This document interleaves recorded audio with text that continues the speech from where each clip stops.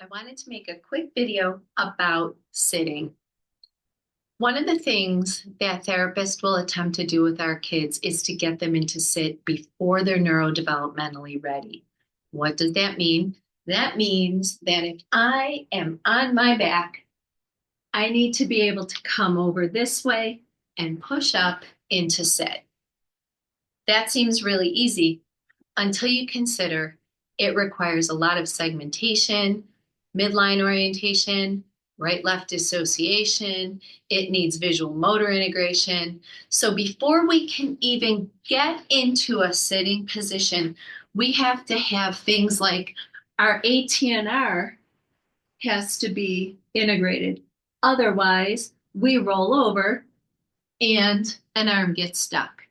We need to be able to have proprioception coming through our arms. Otherwise, we don't have the pressure and position to get into quadruped or into side sit like this and to push up into the sitting position. Those are all separate issues. I want to talk about sitting. Our kids love to sit like this. When they play, they will play here. When they think it's time to pull up to stand, they will reach up for the furniture and they'll pull up from this position. They love to sit and play in this position. One of the most integrating things we can do from day one, the very first time your baby is ever in the sit position, is to do what I like to call playing on a diagonal. Sit them between your legs and encourage one leg to be in like this every time and switch legs. Maybe next time it's this way. What does this do? It does multiple things. If your orientation is here and you're sitting like this and you need to get out of sitting, you're going to do one of two things. You're going to go backwards, which is usually the pattern if there's some unintegrated reflexes hanging around. Or, worst of all, you can spread your legs very widely. I can't even do it. And you can flip over this way to get on your belly. We don't want our children doing any of those things, not only because we want to protect their hip joints, but also because we want their visual motor integration, their body scheme, their proprioception, their sensory integration to be oriented across the midline. When we sit like this, we're automatically playing off center. We are automatically doing things over here. The next step, when your child is oriented properly to one side or the other on this diagonal, the next step is going to be side sit.